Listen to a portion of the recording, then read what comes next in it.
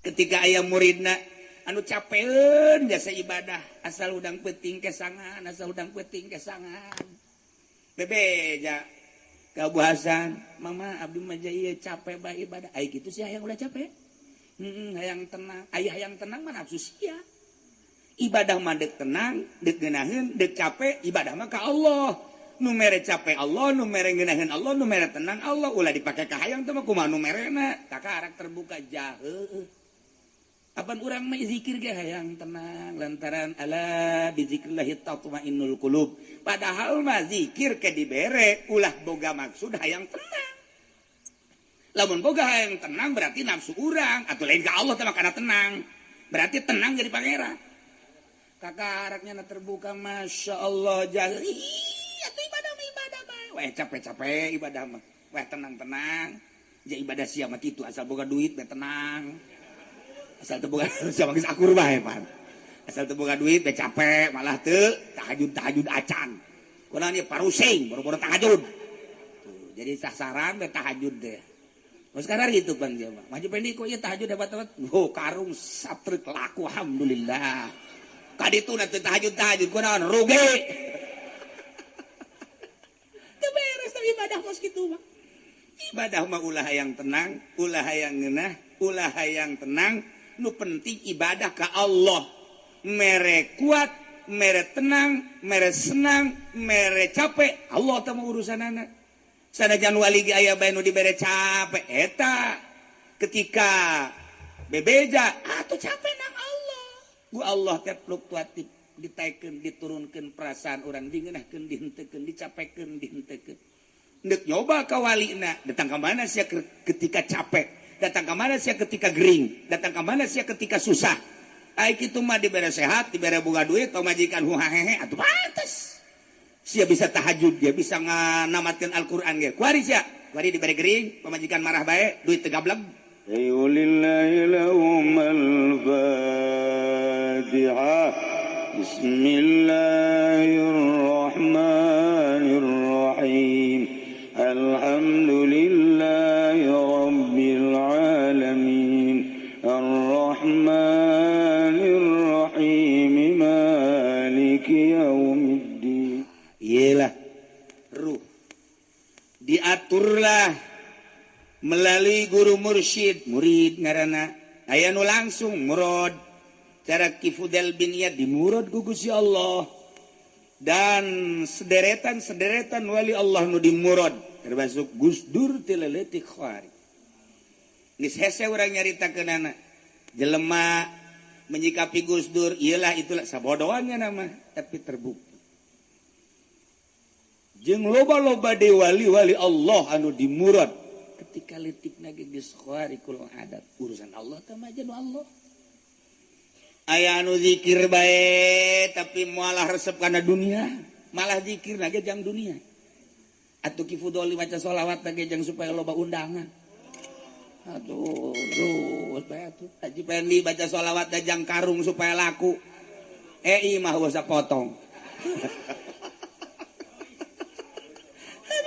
teu beres itu beres babacaan teh jadi lain tambah bagus tambah kredit nah atuh lalaunan setelah melalui guru mursyid kieu carana mulai engke ge aya satu ketenangan Allah meres rusuk ka jero hate diawali ku menyikapi dunia ternyata eueuh hiji ayat nu nyaritakeun dunia teh mulia kabeh mataul gurur kabeh dunia teh tipuan wa mal hayatud dunya illa mataul gurur selalu kitu-kitu ad-dunya bahrun amiq qad gharaqna asun kasir dibacakeun ku khatib ittaqullah khatib Jumat tukang khutbah ittaqullah wa'lamu sial ta khatib turun khutbah yang dibayar kan goblok ta khatib je di pondok tarolol kabeh gitu nya nu ngomong wa'lamu ittaqullah para ta khatib atuh ieu na ge digetruk-getruk pun nya naon agara tungkadna truk ittaqullah wa'lamu sial takotim na dunia bahrun amik kun gori kon asim kasih dunia bagaikan laut anu ngerem loba jelema nu kakerem ku laut eureun khutbah menta duit eta kiai deui goblok deuk iraha tuh bener eta kiai nyana nu khutbah nyana nu hayang kukula pernah dipidatokeun marah ka kula kiai nu hayang dibayar teh kuari gitu lo ka dieu kuari disabodo atuh aing butuh teu aing ka sia di akhirat sia ku aing ditunjuk sia ye parangsana aja orang pacar memusuhan padahal mah teman nafsu nah pedah kula teu dibere-bere sebenarnya mah lamun nyana bagi dua mah moal teu bareres ngeubeuh kula kasabodo nya deuk bara deuk teu urusan nyana engke ge karasa nyana ketika sakaratul maut masa ibadah dibayar engke masih puasa ge yang dibayar lagi budak leutik ja ceng puasanya ke ku abah dibere 50.000 oh bere sore banyana mah dibagi mana ge orok temen kos gitu mah abah kula osok tak kos gitu bae lah tabang didik supaya ada puasa cenah ke dibere duit kaji bidin mah minta duit teu puasa cenah mah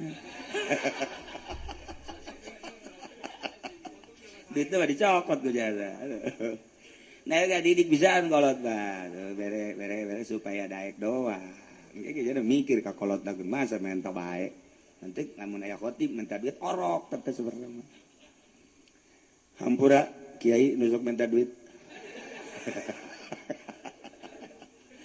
asana cenah aing balik atuh ulah ka nyahoan tahan heula sakedeung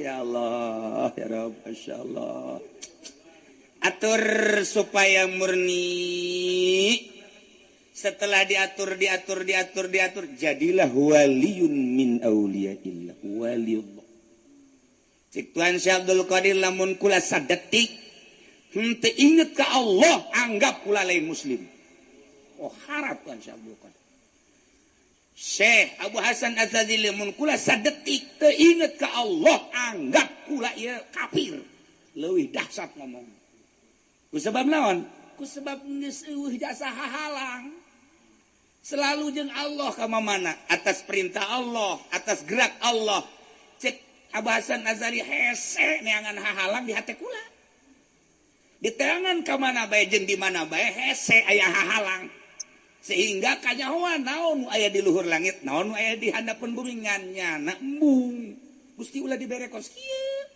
sebab abdi mah lain eta maksud abdi mah ibadah ka Gusti mantap ketika aya muridna anu capeun jasa ibadah asal udang peuting kesangan bebeja ka Abu Hasan mama abdi mah ieu capek bae ibadah ai kitu sih hayang ulah capek hayang tenang aya hayang tenang mah nafsu sia ibadah mah dek tenang, dek geunaheun, dek capek, ibadah mah ka Allah. Nu mere capek Allah, nu mere geunaheun Allah, nu mere tenang Allah, ulah dipake ka hayang teh mah kumaha nu merena? Takarak terbuka jaheuh. Apan urang mah zikir ge hayang tenang lantaran ala bizikrillah tatmainnul qulub. Padahal mah zikir ke dibere ulah boga maksud hayang tenang. Lamun boga hayang tenang berarti nafsu urang, atuh lain ka Allah teh mah kana tenang. Berarti tenang jadi pangeran. Kakaraknya terbuka masya Allah jahil itu ibadah bae weh capek ibadah mah weh tenang jadi ibadah sia mah kitu asal boga duit be tenang asal teu boga sama geus akur bae pan asal teu boga duit be capek malah teu tahajud acan kunaon ieu parusing boro-boro tahajud tuh jadi sasaran be tahajud deh sekarang gitu pan dia mah maju pendek kok ieu tahajud dapat karung satreuk laku alhamdulillah kaditu nanti tahajud kunaon rugi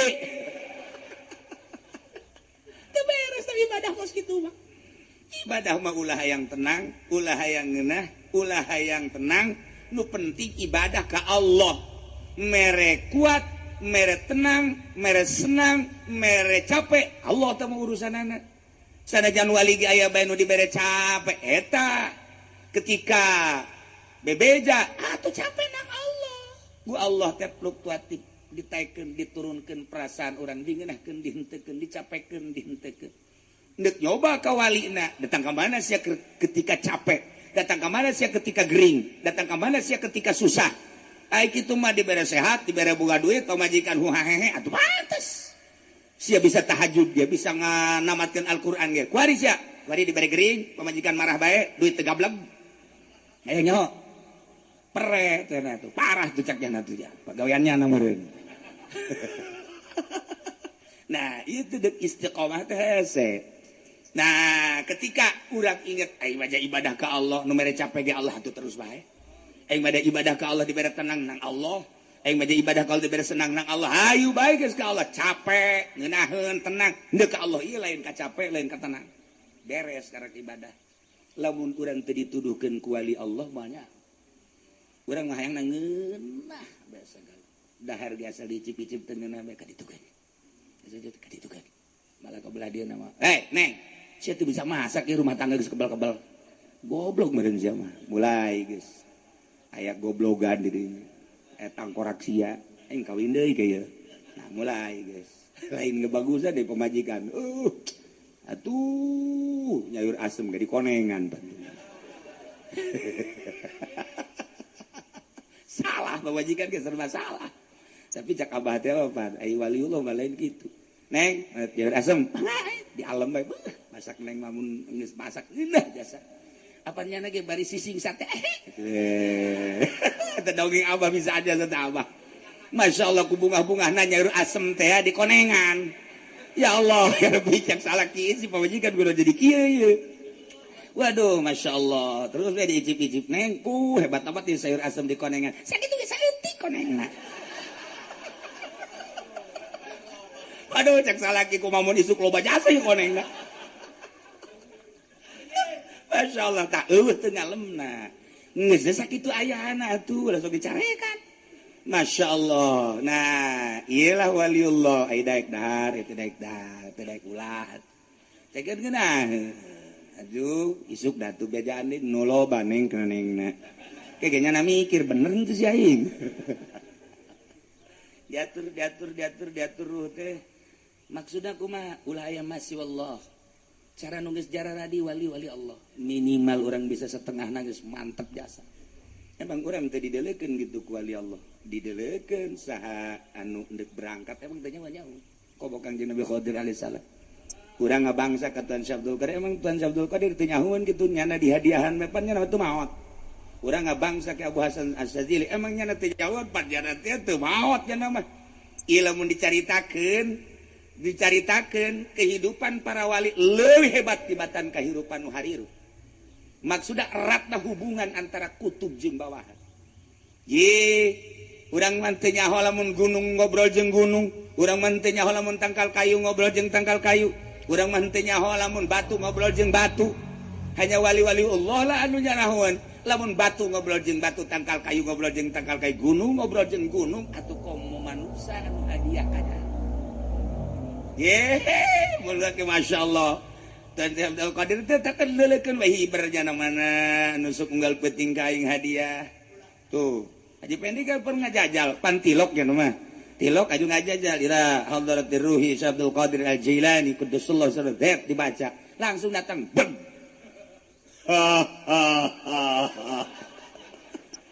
Aya naon sia Pendi? Didagor wae sia. Atuh lain Tuan Syabdul Qadir dengan Raja Jin datang sembarangan sia. Atuh siga ade. Nah, aya aturan-aturan tersendiri nyingkabkeun hijab mantak-tak dibere impian-impian nu istimewa asli impianana. Lantaran lain timbul tina nafsu. Ketika orang ibadah make sodri nafsu aya kene. Ketika orang ibadah make kolbu aya nafsu kene. Ketika orang nyurusup geus kana fuad mulai nafsu geus eueuh. Ketika orang geus jadi lub sirrul asrar malah aya nafsuan. Moal aya nafsuan, hirup teh geus teu diatur-atur ku makhluk, hanya Allah. Hiji geraknya na kumaha ceuk Allah, kiceupnya na kumaha ceuk Allah, moal nyanahan. Sewaktu-waktu engke teu dibere ku Gusti Allah hanya untuk mencoba ka istiqomahanana.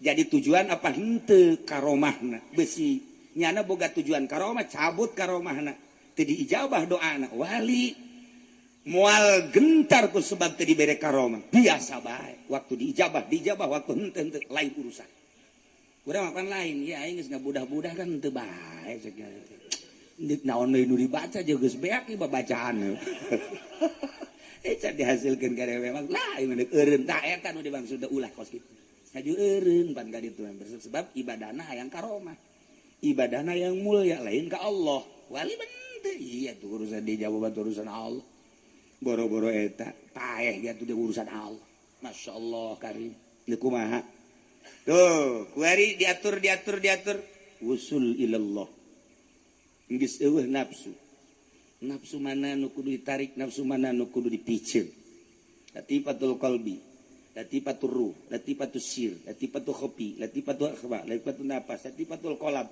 berbagai latifah di dinya teh aya muatan tidinyalah mana nu kudu ditarik mana nu kudu dipiceur sesuai jeung aturan guru zikirna gengke diatur ku guru timimiti jahar la ilaha illallah datang ke khafi Allah datang ke huwa datang ke al-haq datang ke al-hayyu al-qayyum al-jabbar sesuai jeung aturanana teu meunang pindah urang ti lama budak bihakim datang ka sudah lamun eueuh nu mindahkeun tidak lama sudah ulah pindah kana alamat lubang lamun eueuh nu mindahkeunna guru mursyid jeung urangna geus kanyahoan aya perasaan tersendiri guru mursyid moal nyalahan ketika urang pindah rasa nyahoeun nya moal disebut mursyid atuh ai lain haji mursyid mah ya deui sakadar haji mursyid batu lain deui ieu nu batak disebut mursyid geus eueuh duniaan sehingga nyaho murid naik jeung turunna mantak ieu kuari thariqah teh ambalayah tapi salah ngajarkeunana ente lamun berthariqah insyaallah dagang maju kok thariqah si jurusanna dagang ente insyaallah asup thariqah ieu engke lamun asup thariqah ieu jabatan ente bisa naik naon hubunganna thariqah jeung jabatan thariqah mah deuk ngeuweuhkeun dunia baik kemuliaan jabatan keagungan jabatan dunia hiji Allah deuk ditaikeun deuk diturunkeun kumaha Allah ieu ka Allah we singgirkeun eta thariqah ieu kuari lain thariqah nu salah guru mursyidna encan mursyid geus ka mursyid gitulah seputar thariqah di Indonesia ngan urang nyalahkeun atuh ulah jazikir ai teh disalahkeun emang salah atuh kajeun bae heulanan engke ge karasa ieu kunyana ya aing zikir kieu bae cek yeuna teh lah aing mandek eureun bae tah eureun balukar eureun atau ieu zikir aing beuki puyeng bae kos kieu emang kurang gitu barang zikir bae ieu warung merosot adik kuat aing nangan al-hikmat belah al-hikmat jurusanan datang ke Habib Rozak nah dibere kunyana pesok keris nah ini insyaallah lah katanya ya di keris ini bisa miber nih oh ya kalau dialungin atuh geus kos kitu tah diatur truk Masya Allah karim hiji nu kadeuleu Allah digoda ku dunia teh digoda ku jabatan digoda ku berbagai nikmat teh teu hiji Allah ti dieu geus boga kanikmatan nah sakubata mari diangkat jadi wali Allah ieu kan di dunia geus sama urusanna kamari hirup sorangan sadajan babarengan zahirna qalbuna jeung Allah sadajan zahirna jeung bupati jeung gubernur tapi ieu qalbu jeung Allah sekalipun jeung presiden atau sabaraha jalema zahir ieu tapi qalbu jeung Allah berbeda engke bakal langkah-langkah anu memang menikmati dunia jeung teu menikmati dunia urang bodoh biasa bae tapi nya nama teu melu sabodoh jelema ieu nu penting dirina jeung Allah geus ai bisa mah mangga bae ketika teu bisa hati-hati geus wali Allah nu berangkat di pemerintahan aya nu di perekonomian aya anu berangkat di pertanian aya atuh waliullah mah atuh kumahanya na bae lamun urang nyaritakeun di salah satu tempat di Karawang aya waliullah eta teh aya ku ari ge maksudna nyana biasa bae kadang-kadang kuku cuprakan di laut kadang-kadang mah atuh biasa tani kadang tapi mun dipanggihan kan hese aya di Jampang atuh aya sarua bae kadang-kadang ka kebon kadang-kadang ka laut kadang-kadang tapi hese urang neuk ngobrol hese termasuk di Pandeglang atuh aya kadang-kadang ke gunung kadang-kadang ngobrol kadang-kadang tapi ngobrol serius teu bisa lamun eueuh nu kararitu di kumaha di negara ge aya kuari teh di negara anu keur ilu pupolitikan biasa urang mah teu jaho si eta tapi jangan ngaluruskeun setik atuh mal kanyahoan urang kuari hayang boga sumur caina supaya keluar kan kudu digali heula ingat gali kan kudu bobolokot atuh waliullah ge keur ngagali cai herang teh tuh bobolokot kadeleuna ku urang bobolokot amat bobolokot jangan takut nanti udah keluar air baru tahu ye atuh kos kitu pemain mah tuh urang maneureuna sananaha nananaha atuh teh nyaho jiganan urang mah boro-boro jadi wali cinta ge ka wali henteu eta cenah jarah ge lain cinta wali cinta duitna urang mah tuh jaya keuntungan sabeus sabaraha pun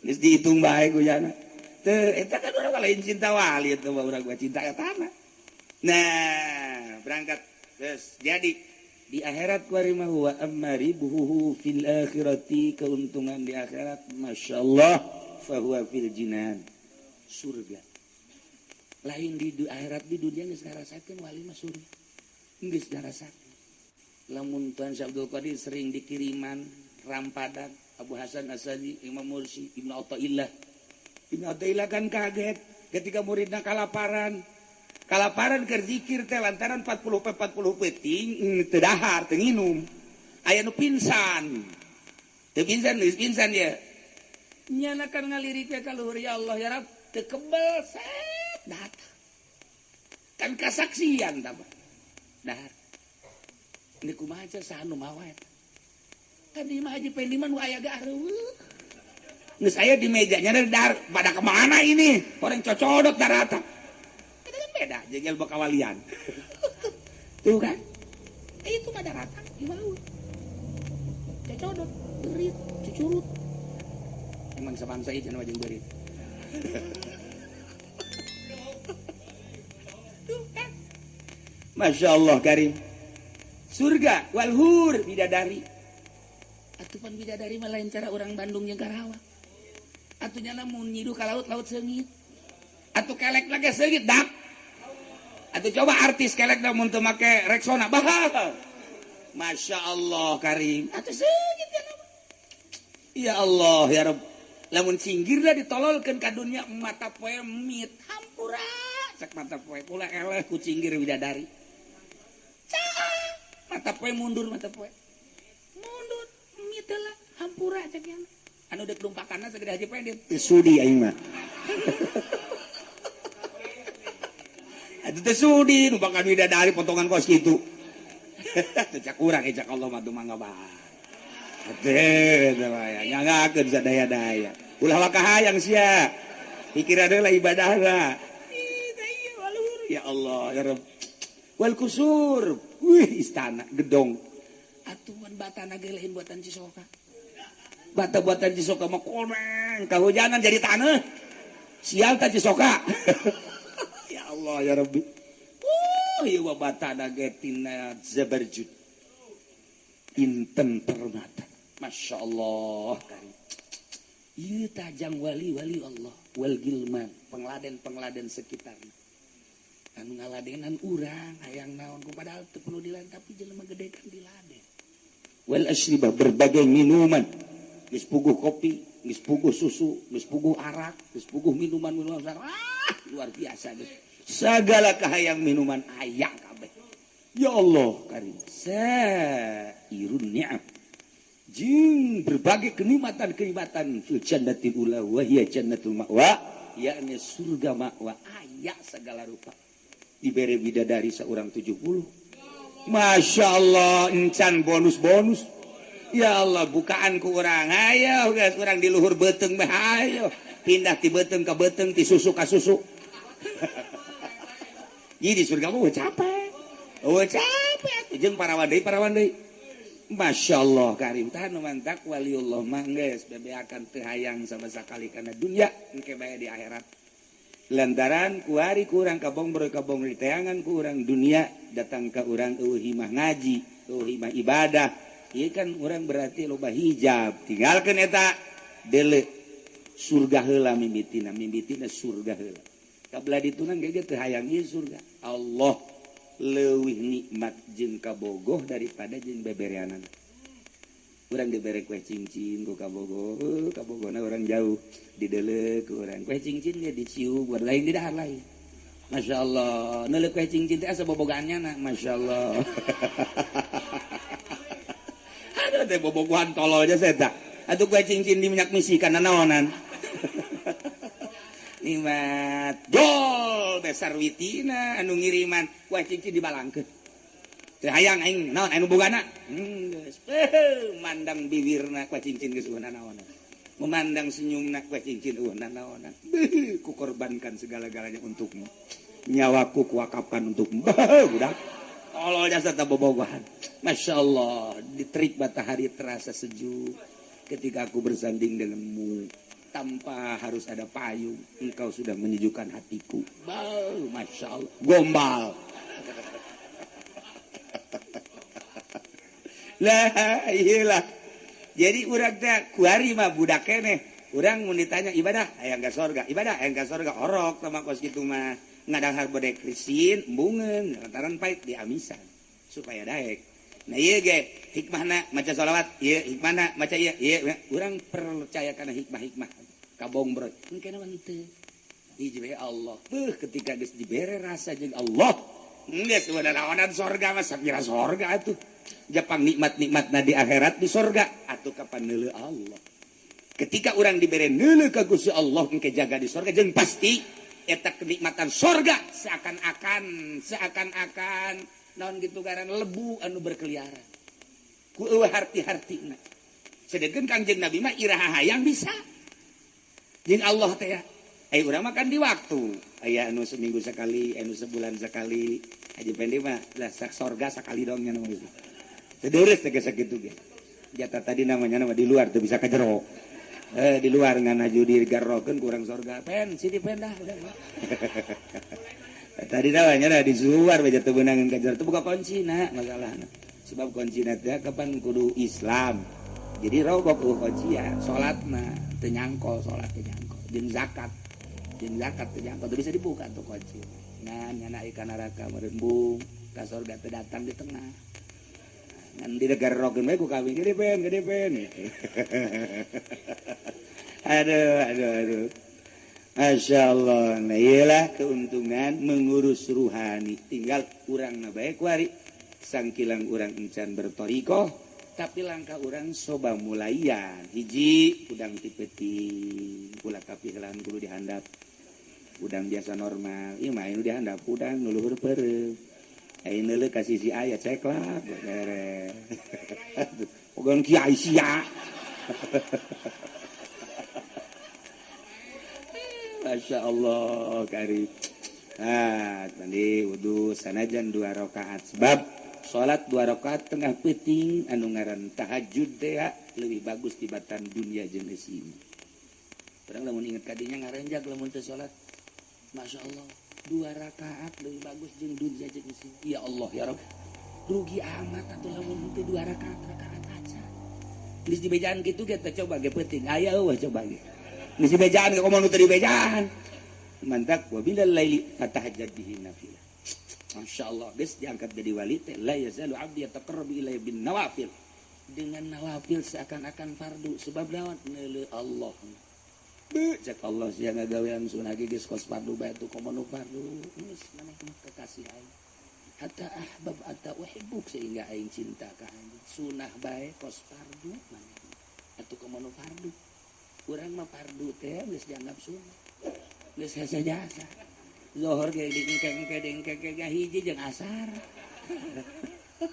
Asar ge. Kadang-kadang waktu subuh mah geus istiqomah jam 7. Istiqomah jam 7. Jadi na kieu Allahumma hadi dicak anak da kok duha si pake kunut abah mah. Nah iyalah kehebatan wali Allah subhanahu